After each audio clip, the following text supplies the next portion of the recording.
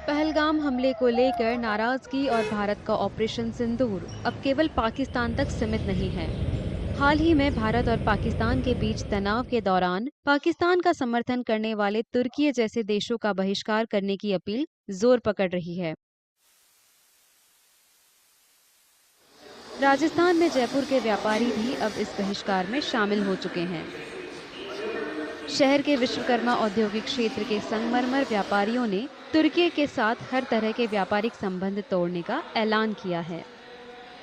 हम व्यापारी वर्ग भी हमारे फैसले ले रहे हैं कि हम टर्की से व्यापारिक संबंध तोड़ें, टूरिज्म तोड़ें और भी जिस तरीके से पाबंदी लग सकती है उनको लगाएं, उनको इकोनॉमी को तोड़ें, जिससे उन लोगों को सबक मिले, जिससे वो दुश्मन देश का साथ ना दे। देखिए, जो देश भारत के विरोध में, यहाँ के निर्दोष लोगों को मारने में और आतंकवाद का साथ देने में, जो भी देश पाकिस्तान का साथ दे रहा है वो हमारे देश के लिए दुश्मन है।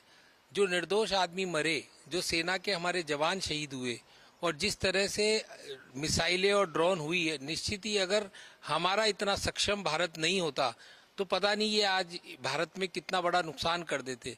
और इसी के लिए आज हमारे निर्णय किया है कि हम टर्की के साथ न तो ट्रेड करेंगे, न टूरिज्म करेंगे, न किसी तरीके का एक्सपोर्ट करेंगे, न वहाँ से इंपोर्ट करेंगे।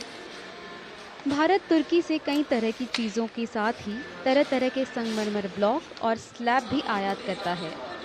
तुर्की के संगमरमर के बहिष्कार की भावना केवल व्यापारिक समुदाय तक ही सीमित नहीं है। यहाँ तक कि ग्राहक भी देश के साथ व्यापारिक संबंध खत्म करने की मांग कर रहे हैं।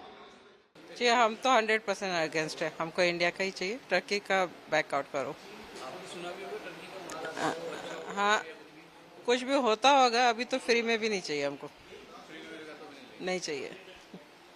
क्योंकि अभी ये जो सब हो रहा है ऑपरेशन सिंदूर वगैरह, पहले उन्होंने जो कुछ किया है पाकिस्तान ने, उसको टर्की सपोर्ट कर रहा है, तो इसीलिए हमारे दुश्मन देश को सपोर्ट कर रहा है, इसलिए उसका माल हमको नहीं चाहिए। कि हम टर्की से बिल्कुल माल नहीं लेंगे और वहाँ जाना भी बंद कर देंगे।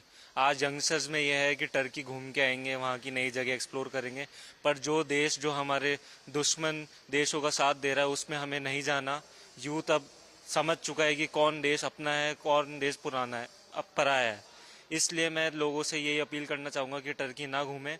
और यही व्यापार की बात तो वो हमने पूरी तरह बंद कर दिया है और हम इंडियन माल को प्रमोट कर रहे हैं।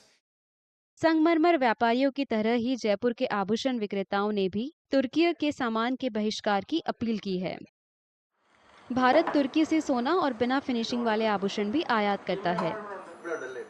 टर्की से पहले एक समय की बात थी, जो हमारे यहाँ इंडिया के अंदर में अनफिनिश ज्वेलरी आती थी डायमंड की, वो इंपोर्ट काफ़ी अच्छी होती थी, क्योंकि वहाँ की ज्वेलरी बिल्कुल लाइट वेट की और फैलाव इतना आता था कि उसमें डायमंड की क्वांटिटी लगती थी कम और दिखने में फैलाव और अच्छी ज्वेलरी लगती थी। अब इंडिया में भी ऐसी मशीन लग चुकी है जो टर्की की सेम कॉपी होगी और सेम ज्वेलरी बन रही है। तो 90% ज्वेलरी तो वो सारी इंडिया में ही मैन्युफैक्चरिंग हो रही है। जितना थोड़ा सा हो रहा है उसमें भी व्यापारियों की हमारी बातचीत हुई थी, मीटिंग्स में किया था, टर्की से हम कोई भी ज्वेलरी इंपोर्ट नहीं करेंगे। जयपुर के संगमरमर व्यापारियों और आभूषण विक्रेताओं का कहना है कि तुर्की से आयात बंद करने का फैसला लेकर उन्होंने उसे कड़ा संदेश दिया है, क्योंकि तुर्की ने हाल ही में भारत और पाकिस्तान के बीच हुए तनाव में पाकिस्तान का समर्थन किया था।